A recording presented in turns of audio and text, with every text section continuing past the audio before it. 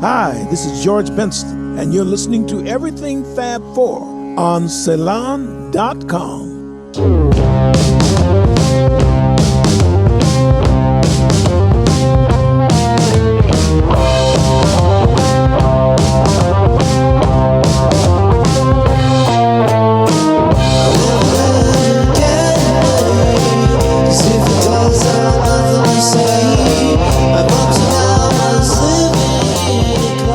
Welcome to Everything Fab Four, a podcast focused on fun and intelligent stories about the Beatles.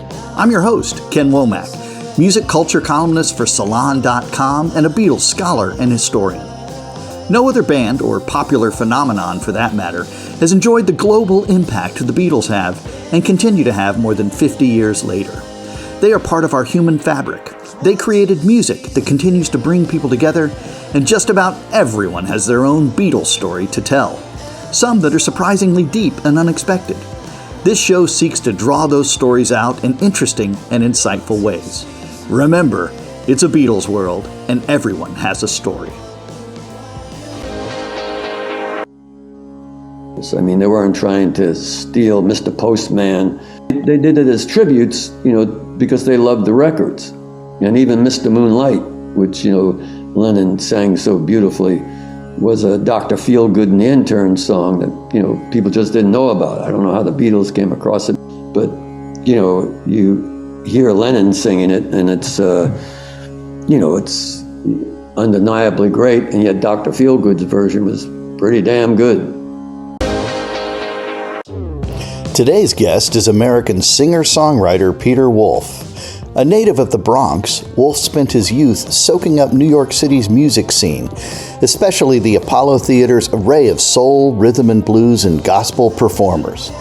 After moving to Boston, he attended Tufts University's School of the Museum of the Fine Arts.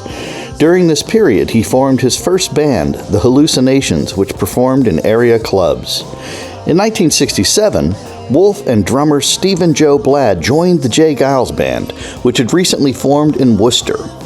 During the 1970s, the group notched several top 40 singles, including a cover of the Valentinos' Lookin for a Love, and the singles Give It to Me, Must Have Got Lost, and Come Back.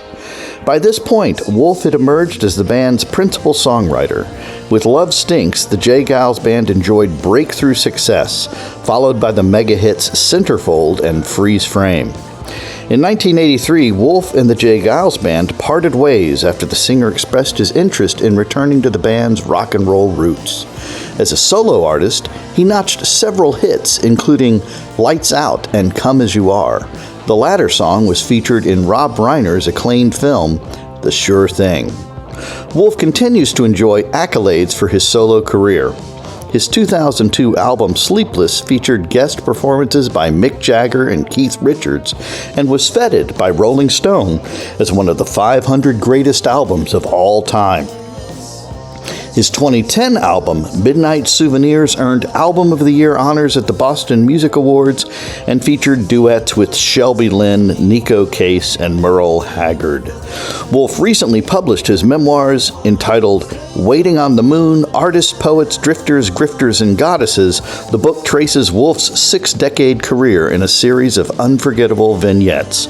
Welcome, Peter Wolf.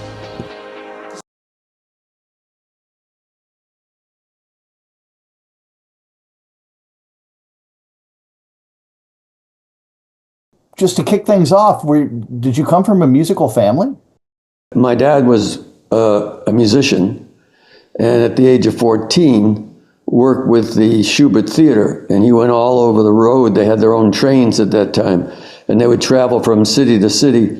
And my dad was in what they call the boy chorus, and he would play different parts they sang, and they did things like Merry Widow or Student Prince, these sort of musicals from the turn of the century that became very popular in the early teens. And throughout England, sort of after Gilbert and Sullivan, they were quite famous. And so he would travel and he would play in one of the plays, singing, waiter or a military guy, and they would have a chorus with the main actors, and there were musicals. And so he was doing that, and he was a great devotee and received a scholarship to study opera in Italy, but because of the Great Depression, he decided to stay and help his family, try to earn money. And my mother played very fine piano, and I have a sister, and was a very talented guitar player, folk guitar player. And what led you to write the book? I have to say, I've obviously in my work, I've read a lot of biographies from musicians, and yours was really engaging and drew me in, and not just about the years of fame, but long before that. What excited you or drew you to the act of telling your story that way? I'm a big reader, and I never used to be, but I've always read the classics and things, but I started picking up, I read, quite a bit, and then I stopped for a long period of time. And then I started all up again, and many books coming out, there was a sort of trend of musicians writing their memoirs. And there was one, it seemed like they were, coming like a rainfall. But a lot of them had, they came from the same template. It's young, but they started chapter one, and, my life changed depending on the age of the musician. When I saw Elvis Presley and I went out and bought my so-and-so guitar, or, when I saw the Beatles and Elvis and Ed Sullivan, I went out and we bought our Rickenbackers or blah, blah, blah, blah, and we wanted Vox, and when I met Joey on the train station, we shared our love for, and so people would say to me, a lot of times I would be prone to sort of tell stories or be in the dressing rooms or on tour buses or at dinner parties. And I always constantly heard, you should write a book, Pete. If so-and-so can write a book, you should write a book. And I had thought about it for many years, but Christopher Hitchens, who I don't know if you know, who he was a political character from English fellow that passed not too long ago. He once said this great line in an interview: everybody has a book in them, but it doesn't mean anybody else wants to read it. And with that in mind, I figured, well, that's true. Well, what would make somebody want to read a book pertaining to me? And I just started making an outline of if I was going to write a book. And it ended up filling a loose leaf, note page of just different adventures, stories. And I compiled all of that, starting from childhood up to the present. And I just started figuring, I started picking out certain events, and I decided, what might be different is if I made each chapter like a short story. So somebody can pick it up and you read chapter 10 or chapter 14, and it didn't have a kind of chronological aspect. It eventually sort of did, but that was by choice of my editor at Little Brown. They said, Pete, there's a certain continuum you have. There's certain stories that are more recent and some that deal with your earlier years, so why don't we try to put it in a chronological order of somewhat. But it's still not your typical memoir or autobiography, I think. And I tried to do that on purpose because, I read so many of them, and I didn't think that the people needed to read another one, or I certainly didn't feel it would be interesting to anyone else if I did that. You know, so I tried to gear it on, you know, what I would be interested in if so-and-so had a book out. Do you have recollections of the Sullivan Show? Oh yeah, no, definitely. I think one of there were two great music impacts on my life. One was following my sister, who was on a date. I was 10 years old, and she was going off to see an Alan Freed Cavalcade of Stars. And she did not want me to go with her because she was on a date. I was the younger brother, and no one wants their younger brother on a date. Mm-hmm. So I went home and I was all upset. And I told my father, and he said, "Well," I said, "I want to see it, Dad. It's this rock and roll stuff. I got to see it." And because I was a huge, I was addicted to radio, and radio in New York City at the years I was growing up had a lot of amazing music, and it was just the theater of the mind. It was quite incredible. And so he took me and dropped me off down at the Paramount, where this Alan Freed's Rock and Roll Review was, and I found my sister in line, and she just wanted to get rid of me, and my dad gave me money, and she just said, "Stay away from me," but I got into the show, and there I witnessed, as a 10-year-old, Chuck Berry, Jerry Lee Lewis, Little Richard, Frankie Lyman and the Teenagers, Buddy Holly and the Crickets, the Chantels, coming out, wheeled out into the middle of the stage in a coffin, climbed Screaming Jay Hawkins. There was Dickie Doo and the Don'ts, Joanne Campbell, the Blonde Bombshell, Ed Townsend, who sang For Your Love, and I know I'm missing a couple of others, but it was made a great impact on me just to see these originators of this new music, rock and roll.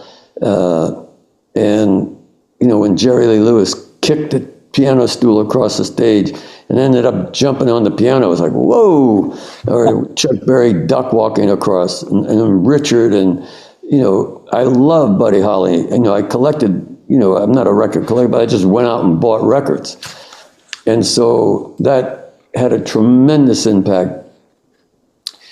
And the second great moment was going to a rehearsal with my father in the NBC studios at Studio 8H to witness Toscanini at a rehearsal.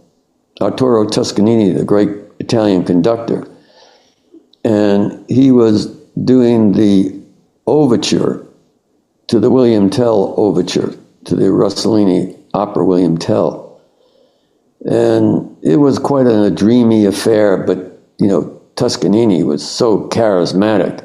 I couldn't take my eyes off him. And then, all of a sudden, bam, Toscanini was playing the Lone Ranger.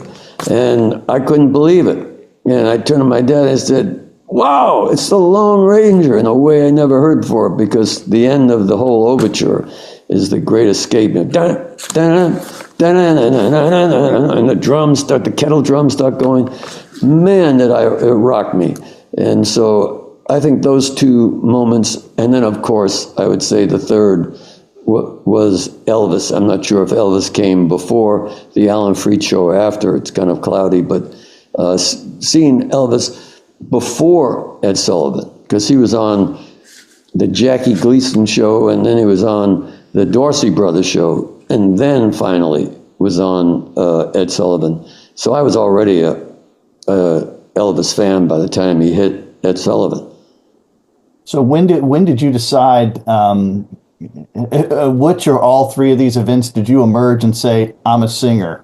This is where I'm"? Oh, no. Singing, we formed doo-wop music, which is, I say at the end of the book, along with jazz, one of the great American art forms. I had a little doo-wop group of 3 guys in my building, and we would, go underneath the steps in the hallway that had a tremendous echo. And we weren't very good, and I didn't take singing seriously, but we entered a talent contest singing Bye Bye Love. The Everly Brothers had just come out, so the year must have been 56 or 57. And it was 3 of us and a clarinet player. And at the last minute, I don't know why we had the clarinet player, but the last minute, the clarinet player, his mother convinced him to go solo. And we were kind of toughy guys. And man, you don't join us or stay with us, you're not going to be safe in this neighborhood. It was that kind of deal. Well, he left. He did his thing. We did our thing. We sang Bye Bye Love, and 2 little kids went on after us. And, of course, the old showbiz adage, don't follow, animal acts or kids acts, because, and we learned the hard way and we lost. But I didn't take on to singing until I was well into college. I never thought of myself at all as a singer, nor did I make any attempt at being a singer. And even to this day, I don't think of myself as a singer per se. Though I take it seriously, I just admire too many people who really, I feel, have the great gift of vocalizing. So you're in college then when the Beatles hit, right? No, the Beatles hit in 62, was it? 64. 64. No, I think it was before that, because I don't know what you call hit, because I remember them being on VJ, a little label. Oh, so you're listening to them before most of the country. Oh, yeah, because I was really tuned into, radio and late night radio. I would, as a kid, would have the big tube radio and have an extension cord, and so have it by my bed. And I listened all night. And on Thursdays and certain days after about 11 o'clock, you were able to get from New York City stations like from Cleveland, or I would get the country stations, WWVA from Wheeling, West Virginia. And I remember a story I often tell of hearing a new song by the Everly Brothers, or somebody like the Everly Brothers. It didn't quite sound like the Everly Brothers, but because they were gals, they were women singing, because they were singing much higher than the Everly Brothers. So I was, really transfixed, because it was close to the Everly Brothers. But these gals were, had a perfect harmony. And the DJ came on afterwards and said, that was the Stanley Brothers. Stanley Brothers, that couldn't be men. I mean, that was my first, my first time I ever heard of bluegrass. And so that was from Wheeling, West Virginia. So, the Beatles, I remember VJ.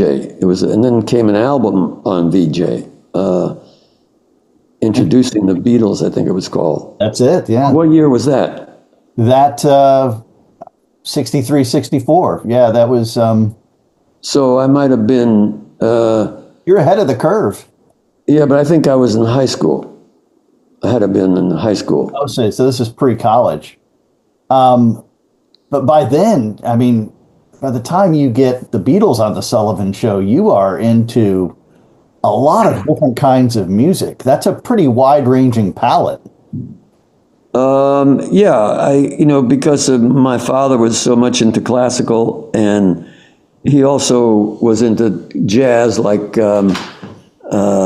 Fats Waller and things, and my sister was into folk music, and there were, in my apartment building where I grew up in the Bronx, there were some of the older guys that were very deep into jazz, so I got to hear jazz, and as a kid, I would take the subway and hang out down around Greenwich Village, And so I got to hear and see a lot of the early folk musicians. And there were clubs like the Vanguard and the Five Spot.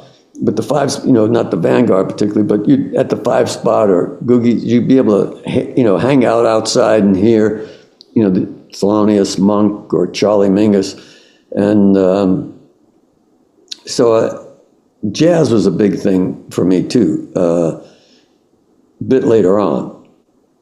First it was rock and roll and intertwined with folk music, intertwined with jazz was the progression. And then I went to high school, the High School of Music and Art, which was located in Harlem, New York, on 135th Street. And the great Apollo Theater was in 125th Street. So every Wednesday, for all the years I was in high school, every Wednesday, almost every Wednesday without missing any, I would go to the Apollo. And I would get there about 5:30 or so and have a sandwich and buy a bunch of popcorn. And they would have a travelogue, a movie. And then there would be, ladies and gentlemen, welcome to the amazing Apollo Theater with so many brought there. Tonight is amateur night.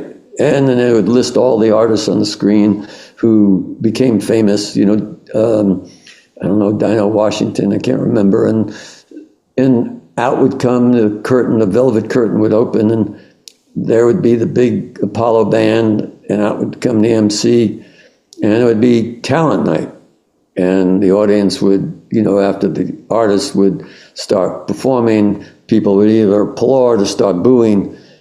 And they actually had a cane or a clown with a horn in the balcony, and if the people didn't seem to take to it, he would start making this big horn sound, and the person was driven off the stage.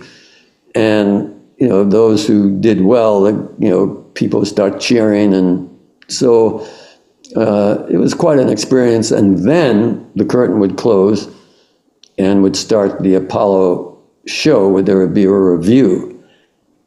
It could be the Motown Review. It could have been, different artists like, Al, not before Al Green, but it was, different great R&B artists, Benny King or Solomon Burke and things like that. And so I got to see so many important artists, and the comedians were amazing. You had, Flip Wilson, Moms Mabley, Here Come the Judge, Pigmeat Martin, and they were just, quite hilarious. And so the Apollo had a profound effect on me. Wow. So then again, by the time the Beatles are on the Sullivan Show, it's old hat to you, right? Rock. No, it's not no hat. It took me a while to warm up to the Beatles because I was such an Everly Brothers fan and a Buddy Holly fan. I didn't quite see what the hoopla was, because it seemed that there was, the Beatles are coming, there was this build-up, but I'd already had heard them, and to me, I wasn't part of the initial Beatlemania, though I enjoyed it, but it didn't, strike me as a phenomenon at first. I mean, I witnessed the phenomenon, or, obviously I was present during it, but it wasn't something like, where I remember sitting on the stoop of my apartment house in the Bronx, hearing from a window a voice going, "Don't leave me, baby, don't leave me, baby.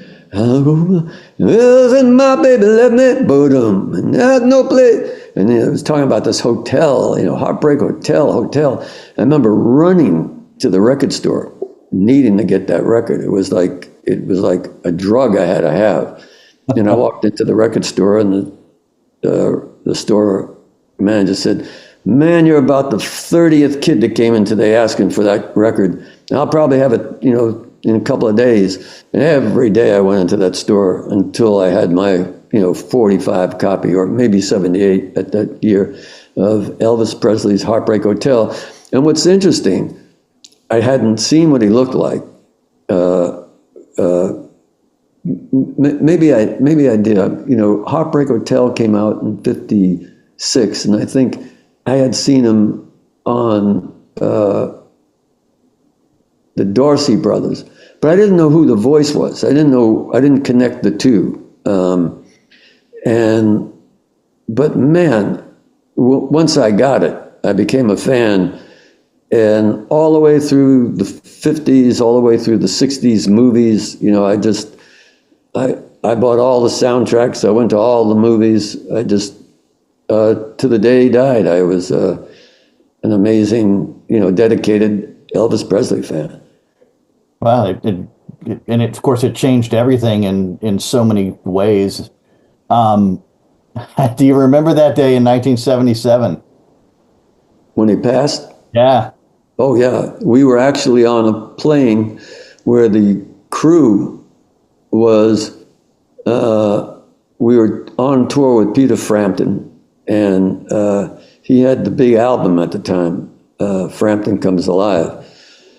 And we were checked into a hotel, and the crew were the same crew that traveled with Elvis. Elvis had several planes, and some planes took the band, and some planes just Elvis and his, close, his dad and what they called the Memphis Mafia, Red, and everybody, and would fly with him. And a couple of them were going to go back fly down later that night to pick up either the band or I forget, but they were on one of his planes, and the door was open, and we'd always keep the hotel doors open waiting for our luggage to be delivered. And you can hear these screams, oh no, I can't, and turned on the television, and there was Walter Cronkite saying that Elvis had passed away. Let's talk about J. Geils for a moment. And it's such a wonderful study in perseverance, right? This isn't some overnight success story. It's a band and a group of folks that really put in the time. Well, we were together for 17 and a half years, and we, I would say every show we gave it, everything we got. And so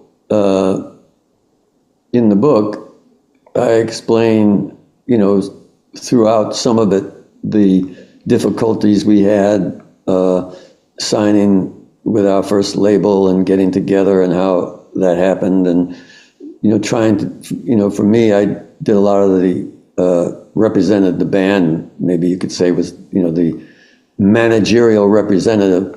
And so I was trying to get us record deals and keep the thing going. And we, didn't have an easy time of it until we were fortunate enough, serendipitously, which I explain in a chapter, how we were at the end of our first recording contract, which was, I believe, 10 records. And it somehow got, was able to re-sign with another label that was just starting, that really believed in the band and wanted the band. And that's when our, having their support and their attention, we started to slowly achieve wider notoriety, and greater fame. And then in came MTV, and we sort of adapted to that pretty well. And the rest, as they say, is pretty evident. It is, but a lot of it's just built on good songwriting, right, by yourself. And I remember the moment I heard "Love Stinks" the first time, because I thought, you can't say that. It's supposed to be heralded and wonderful, right.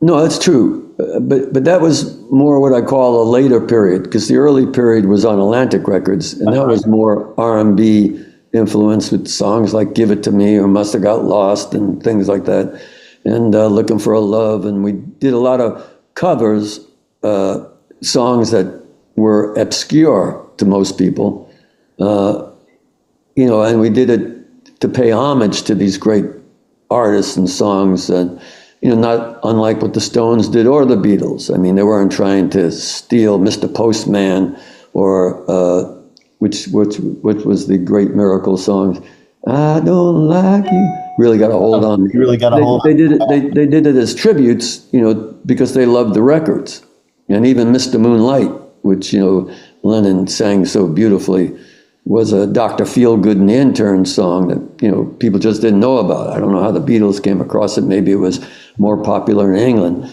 but you hear Lennon singing it, and it's it's undeniably great, and yet Dr. Feelgood's version was pretty damn good. So they were doing it in homage of these records and these songs that I think, same with the Chuck Berry, same with the Stones with Chuck Berry, and a lot of the different blues songs that they covered. In a lot of ways, John Lennon was a lot like you. I mean, the way he had his knowledge the way he had gained his knowledge, listening to the radio, listening to the obscure music in that way. I think it's pretty similar to yourself. I'll take the compliment, but I think it's true of so many musicians of my era, where they radio is so rich, and I'm not talking about later on in the 70s. Growing up in the 50s, radio was so important, and it was so varied, and you had so many different stations, and especially on AM, some stations that went off at sunset, some stations, as I say, because AM radio, unlike FM, could bounce. And so at night, when certain signals would go off, it would just bounce over mountains. So you can get, and hear things, so like, for instance, an evening would be, I'd get home from school, click on Alan Freed, and he'd be playing, the Fats Domino into Buddy Holly, going into Frankie Lyman and the Teenagers, Chuck Berry. And then after Alan Freed came Jocko's Rocket Ship Show. Oop-pop-a-doo, how do you do? The time right now is 11:15, and you're listening to the Jock on the record machine. Hey, pop-a-doo, hey, boodle-ay. Come on, baby, listen to what I got to say. Come on, daddy-o, listen to what I'm going to play. And he'd go into a song, and he'd just do that pitter-patter, all night, and it was transfixing. And then after him, there was the magnificent Montague that did Talk Real Low for the Ladies, and just played some of the greatest soul music. And the story I always tell is, I remember one night he said he had Sam Cooke on as a guest. He was interviewing Sam Cooke, and he said, "Ladies, we're going to have Sam do something for you. I want you to take the radio and put it between your legs. Sam, give it to him." And Sam would start humming. Yeah, I mean, it was something else. So I think there was, Beatles, Stones, who would listen to the Armed Forces radio because that was such a great resource for music. The same was true over in the States for a lot of people growing up in my era. You've had the good fortune to meet all of the Beatles, right? It's funny, I got to meet all the Beatles except Ringo for the longest time. And then I was invited out to induct Paul Butterfield at the Rock and Roll Hall of Fame in Cleveland. And it was the same evening that the Beatles were inducting, the Rock and Roll Hall of Fame was inducting Ringo. And so sitting at the very next table was Yoko, George's widow and son, and Ringo, his wife. It was the whole McCartney who was inducting Ringo. And so it was the whole clan. And I had known Yoko before, and we were sitting right next to us, and so we chatted quite a bit during the ceremonies, which, as you know, can get quite long.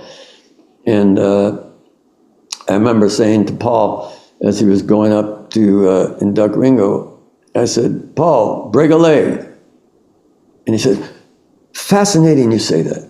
I'd just been researching exactly where that term came from.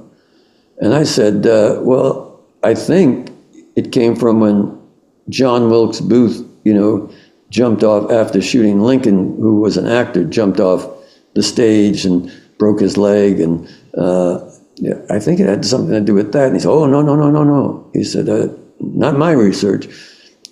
He then went on to say that it was during the Shakespearean era when royalty would be coming to the Stratford Theater where Shakespeare would be performing the plays. And if there was any royalty in attendance, the actors had to bow, and bowing was called breaking a leg. So they would say to each other, break a leg, meaning go out there and, make the bow, because, just in case there is royalty in the audience, you were to do the proper thing. So somehow I think Paul was right on that one. Everything Fab Four is presented by Salon.com, the premier news, politics, innovation, and arts website. For more information, visit everythingfab4.com, where you can learn more about our podcast and my latest Beatles-related book, Living the Beatles Legend, The Untold Story of Mal Evans. The Everything Fab Four theme song, Seize the Day, is provided courtesy of Black Rabbit, the high-octane Beatles cover band, an innovative psychedelic rock project from Rockaway Beach, Queens in New York City. Like what you heard today on Everything Fab Four? Be sure to subscribe, give us a rating, and recommend the show to your friends. Plus, you can follow us on Facebook and Twitter at EF4 Podcast. Distributed by Salon.com, Everything Fab Four is a Wonderwall production. Remember, it's a Beatles world, and everyone has a story.